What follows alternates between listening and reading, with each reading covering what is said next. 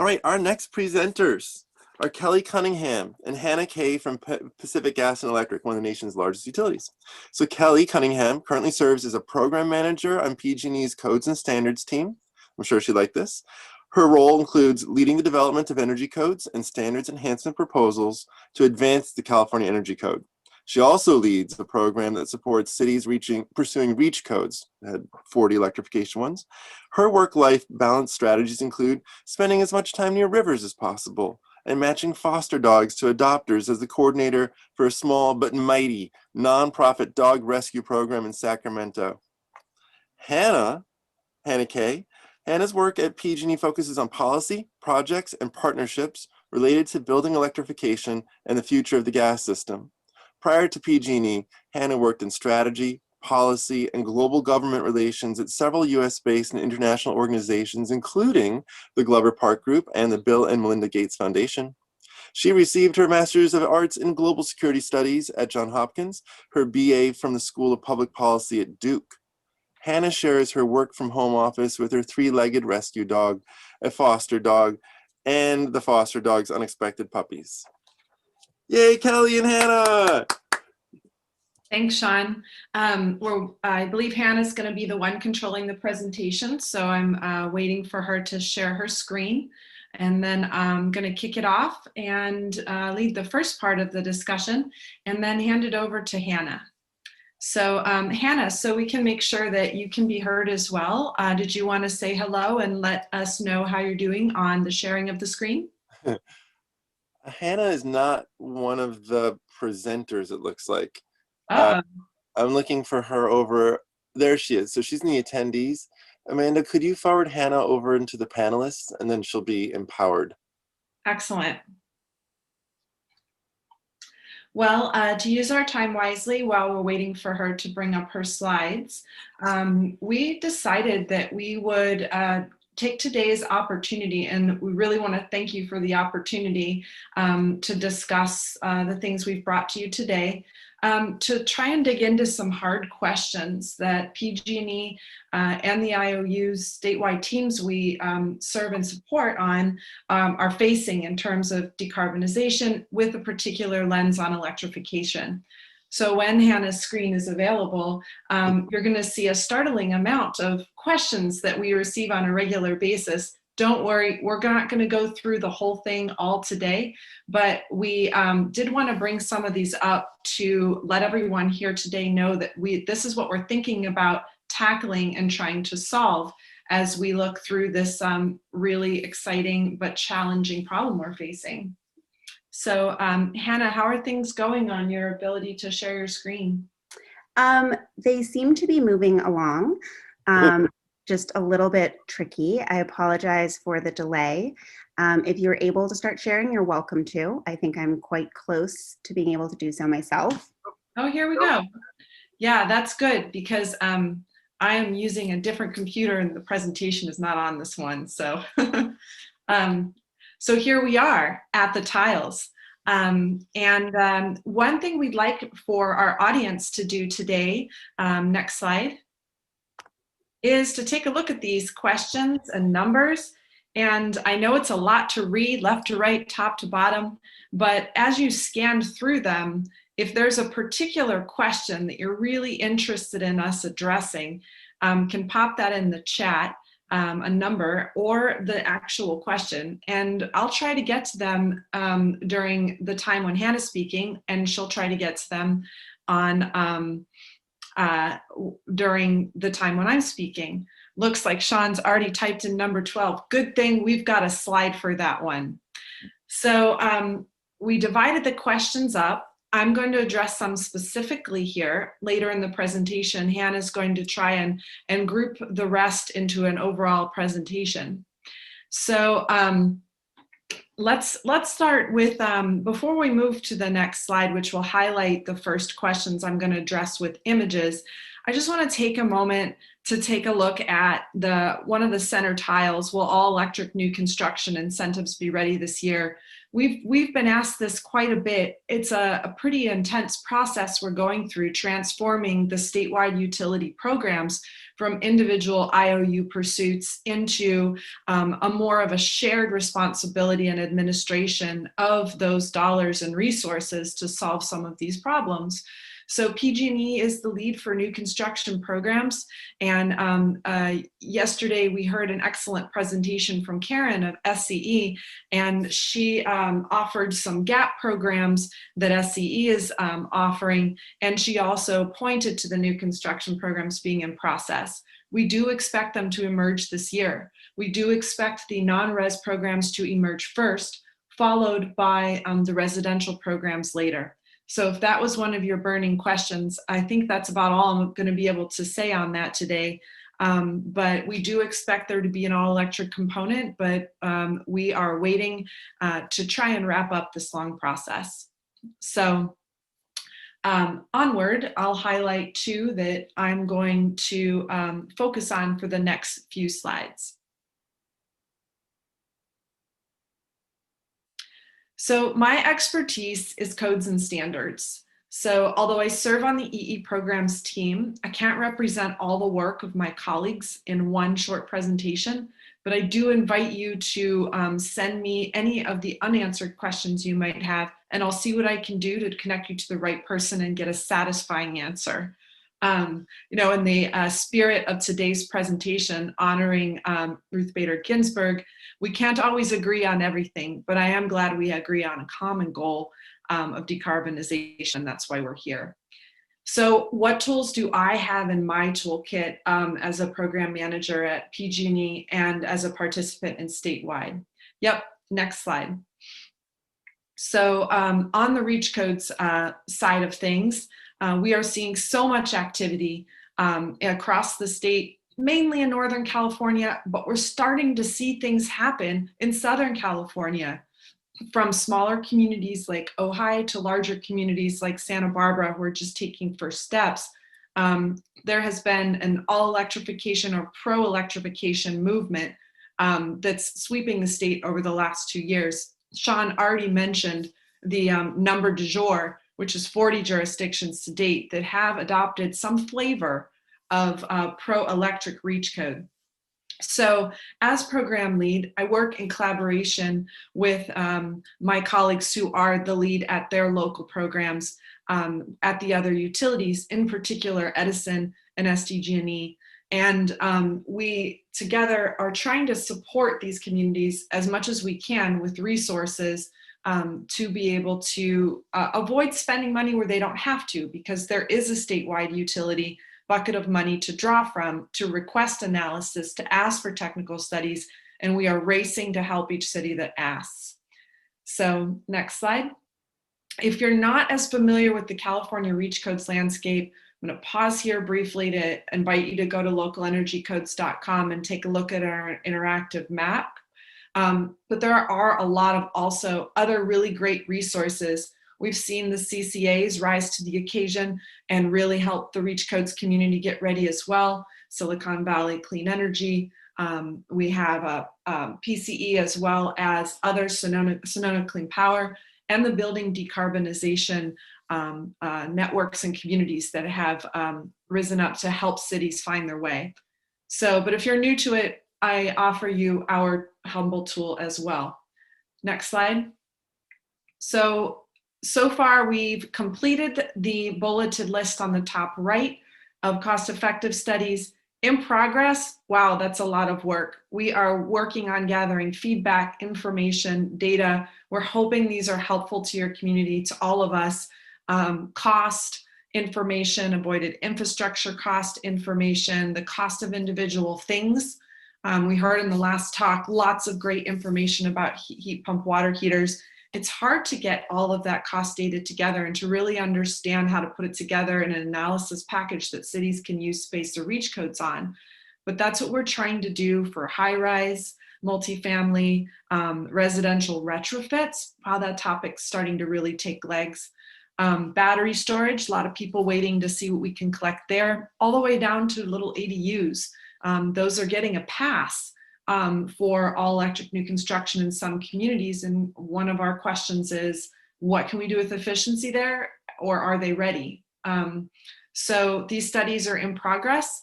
If there's something on this list that your community, city, jurisdiction, county, etc., needs that's not here, reach out to me. We have resources in 2021 to start new studies, to augment studies, to use specific utility rates that are not IOUs. It could be from, we've done Palo Alto, for example, Truckee area. Just reach out and ask.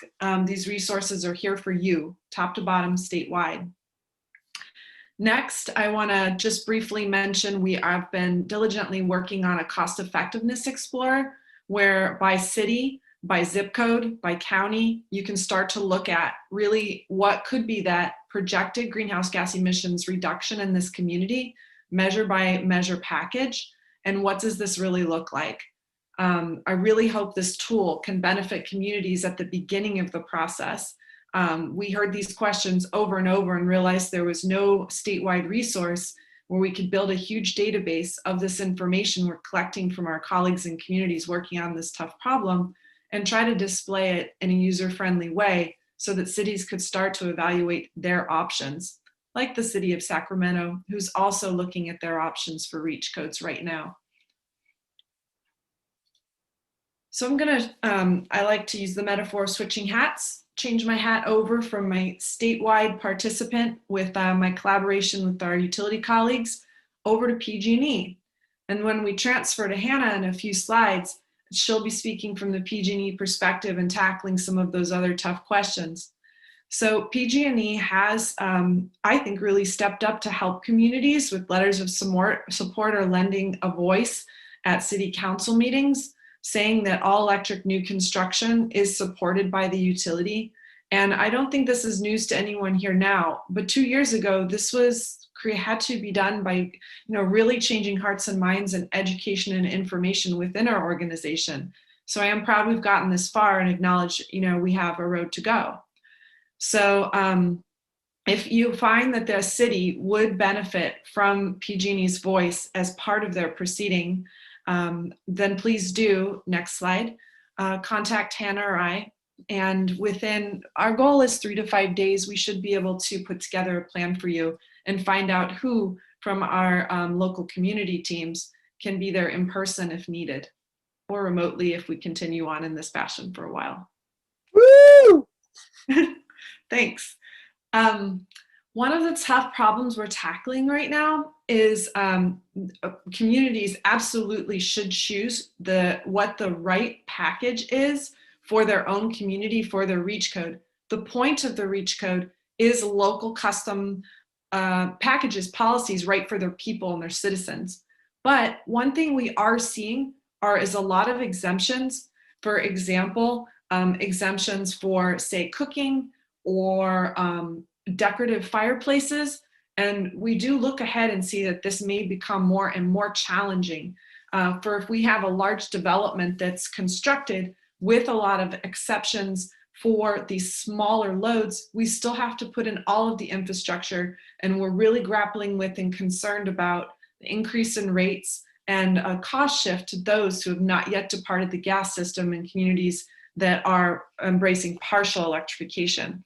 So although we recognize and do not expect that cities will be uniform moving forward into the next code cycle for their REACH codes, we are curious as to what we can do to help offset and change hearts and minds on those minor exceptions. There are also a lot of exceptions here on this list that are not minor. We have some that are exempting large facilities, maybe not quite ready yet for electrification in the minds of those who put together that REACH code.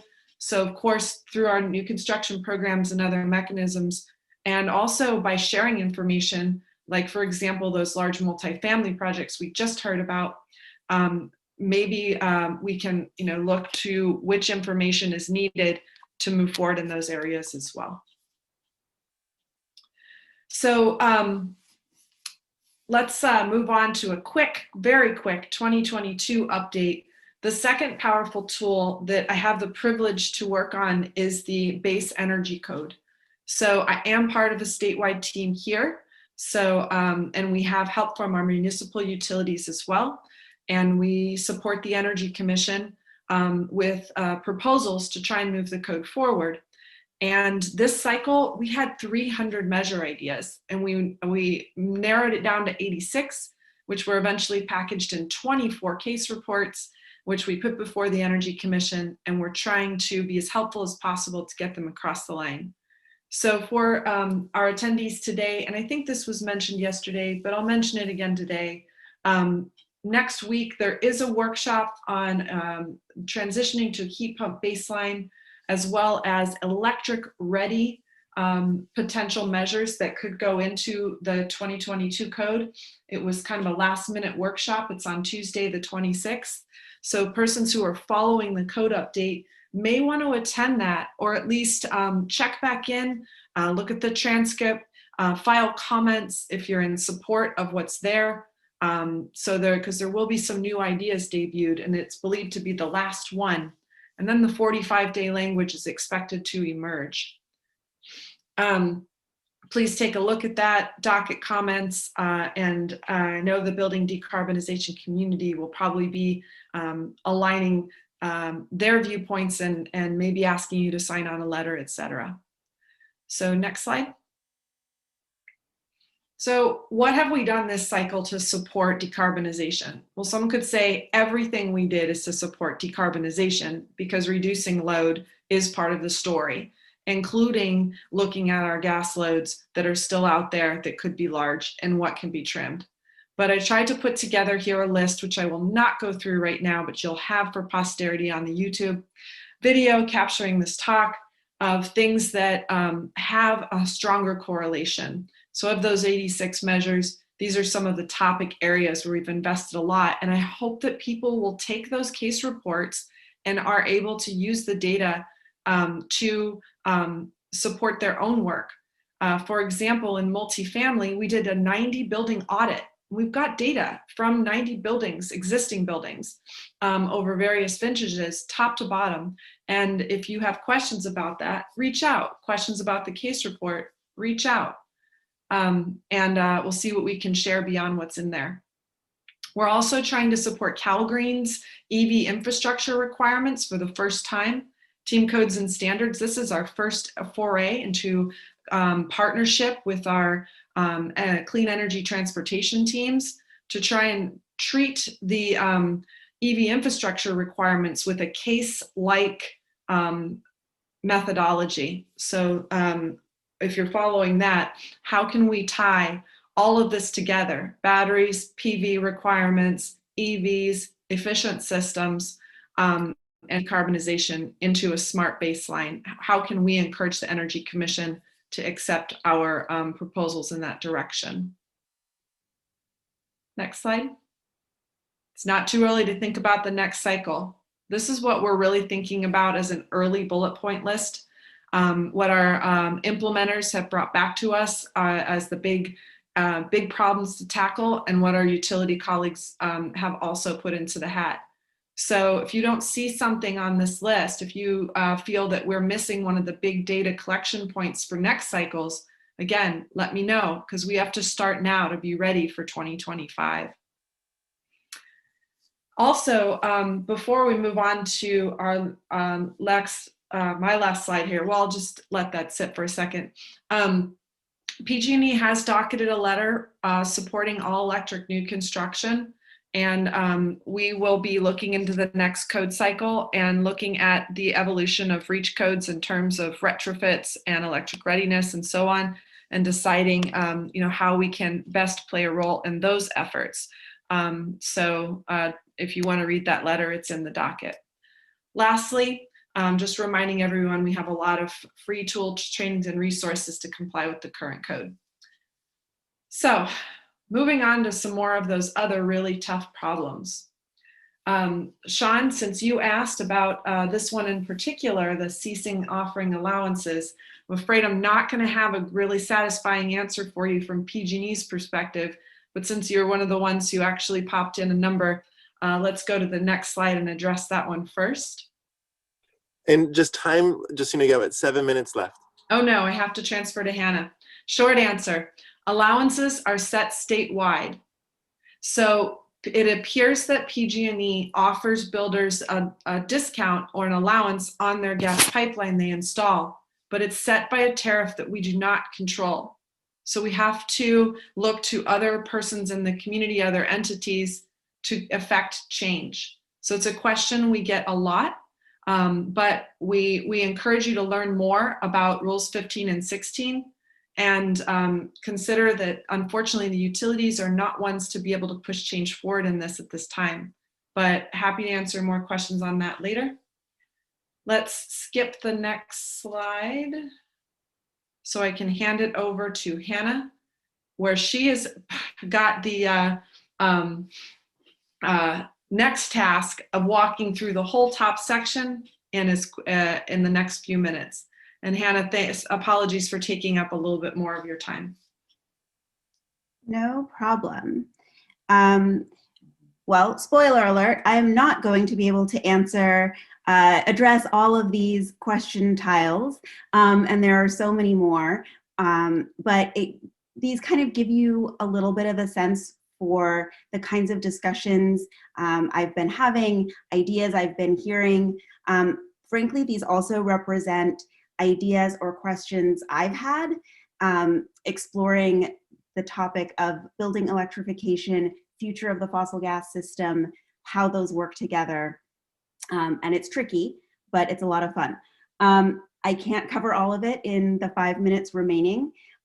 So really do welcome questions, comments, discussion. Kelly shared the email addresses. I love talking about this stuff, so I'm happy to do so at any point. Why can't I move to the next slide? Okay. So I wanted to start by just talking about a couple trends. I don't think these will be a huge surprise to anyone. PG&E, external analyses, there's growing consensus that gas throughput is going to decline significantly in coming decades, and that shift is going to be led by residential throughput decline. And that shift is particularly significant because the cost of the gas delivery system is mostly recovered from residential customers, as you see in this graph. At the same time, the cost to maintain and operate a safe, reliable, compliant gas system is projected to increase. And frankly, even if it stayed sort of the same, you would have to see gas rates climb in a very scary way to keep up. And so we have this gap.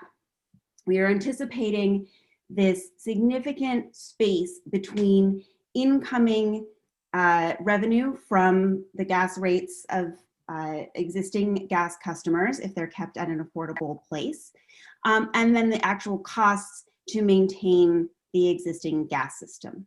And it's really an equity and affordability issue that we worry about a lot at PG&E, and I'm sure many others worry about as well. And if you're not worried about it, I hate to be the bearer of bad news, but get worried, because there's a huge concern here that if gas rates spike, or if we have this gap emerge, the costs of the gas system may shift to remaining customers, and those remaining customers may be those who are least able to electrify as it becomes more economic, and may bear the burden of these costs. And we really need to have an equitable shift to a decarbonized future.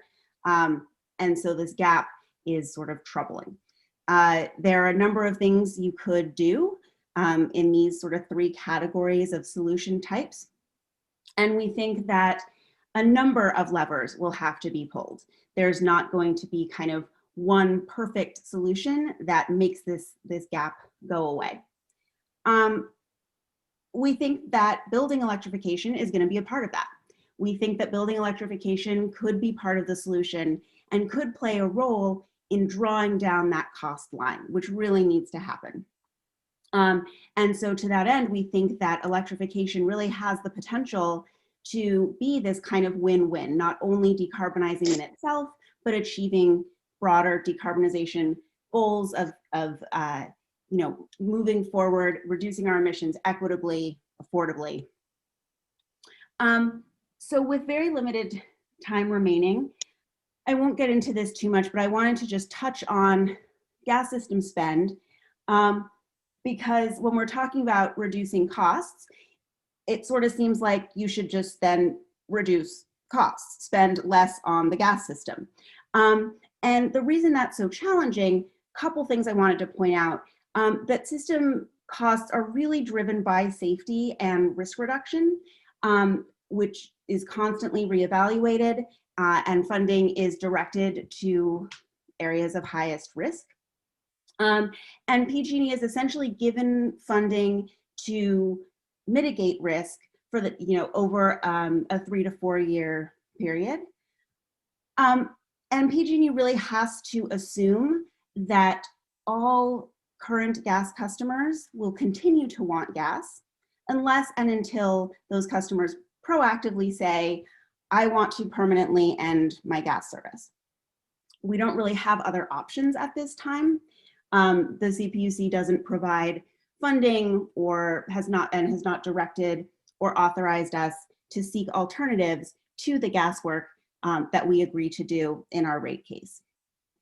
With that said, some people are surprised to learn that PG&E actually has been pursuing alternatives to gas system projects, and working with some customers to try to electrify them as an alternative to a planned gas project, so that we can eliminate the risk by simply removing the customer from the gas system.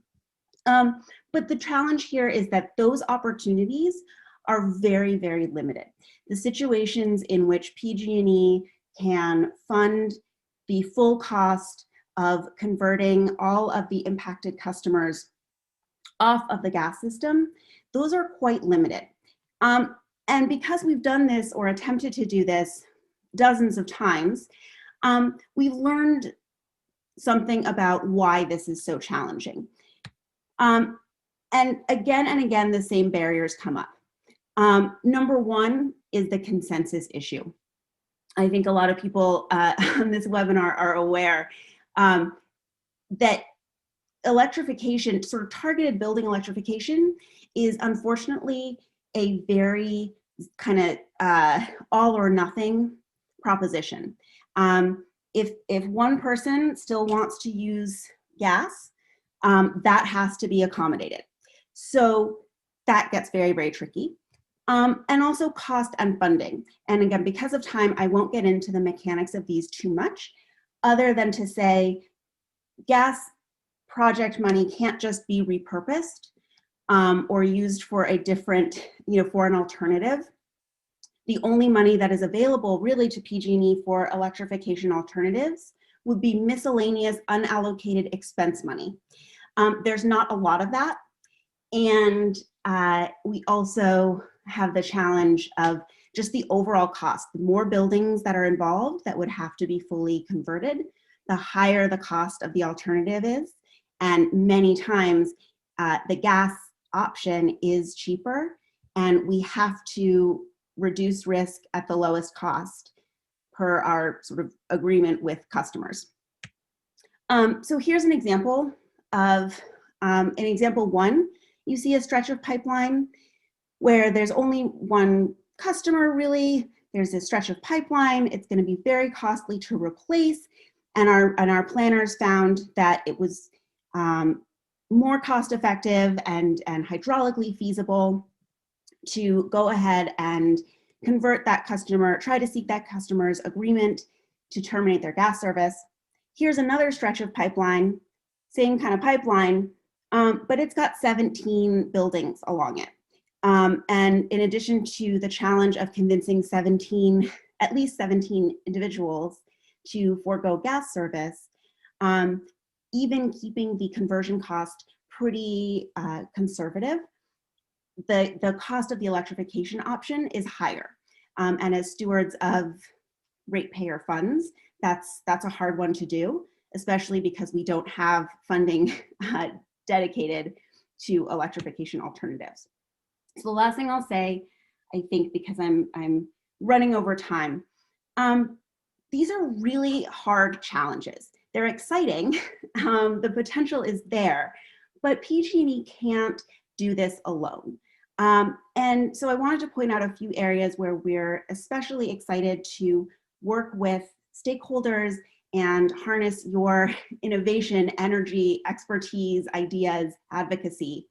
Number one is your help continuing to think about the gap and continuing to think about electrification policy programs and direction with that gap in mind. Are we bringing costs down, or are we inadvertently widening that gap and making the affordability and equity element even more challenging?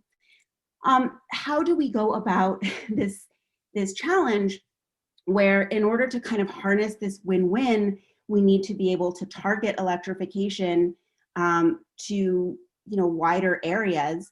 And if we want to achieve scale, it's going to have to be beyond just 1 or 2 customers that PG&E can currently work with. What do we do there? It's a huge challenge. Pointing out that certainty is really important. If PG&E is going to avoid a gas project, we have to know for sure that we can avoid it. And so even something like a target in a city for gas consumption reduction, or a goal, or pointing out a location where people might be interested in electrifying, that's a great start. But PG&E can't plan around that because we're required to keep the gas system safe and reliable and functional. So helping us think through, how do we get that kind of certainty while also making sure that we're accommodating what customers need and want? And then just the fact, how do we pay for this? Always the question. But given the high cost of electrification in many cases, how do we go about doing this? How do we go about bringing the cost line down on the gas side, making electrification affordable and appealing? And how do we plan for this shift? It's really exciting stuff. And I think there's a great deal of potential, but we have to work together, and we get to work together. So I'm going to stop there because I've already taken up a lot of time. But I, again, encourage people to reach out, to share your ideas, share your thoughts, ask for more information, because I love talking about this kind of stuff. Thank you so much for having me. Woo! Oh my gosh. I mean, I knew you guys were in support of electrification because I'd seen some letters come through. I didn't realize the real scope of your commitment to the legal challenges of decarbonization. Like, we have to do it. That was a fantastic presentation. That was really exciting, inspiring, helpful. Thank you. Thank you very much. Thank you. Yeah. Woo, man. So there are questions over on the side. I think Kelly's been doing a great job trying to respond, but you guys are an amazing resource to have here. So thank you. If you can